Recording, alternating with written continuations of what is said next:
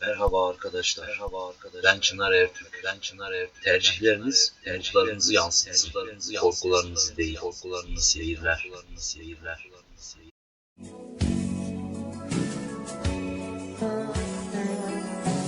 Bir zamanlar severdin sen de ya beni. Şimdi özler oldum o eski halimi.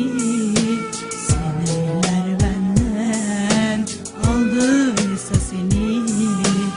İsyan yok Rabbime, vardır bildiğin. Koy yerine sen beni, unutamazsın. Sahibi geçen günleri inanamazsın. Belki doğar gün yine, umudum mısın? Bende bir ben saklı, sen hep ondasın.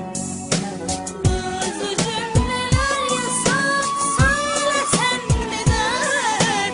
Sevmek sanki bir tuzak, düşmesen neden? Anlamam ki kendimi, sevmeye tövbe edip de yeniden gitmem neden? Bazı cümleler yasak, söylesen neden?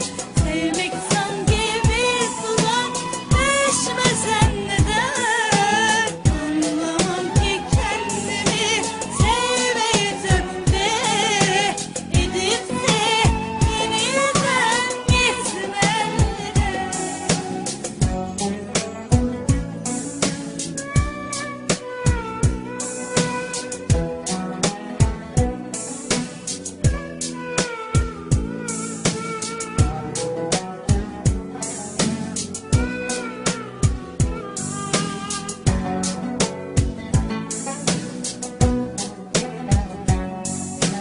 Bir zamanlar severdin sen de ya beni.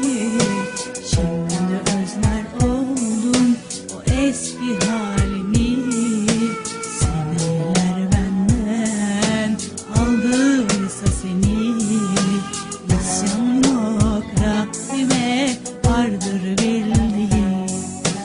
Koy yerine sen beni, unutamazsın.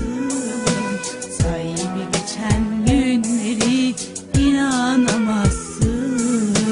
Belki doğar gün yine, umudum mısın?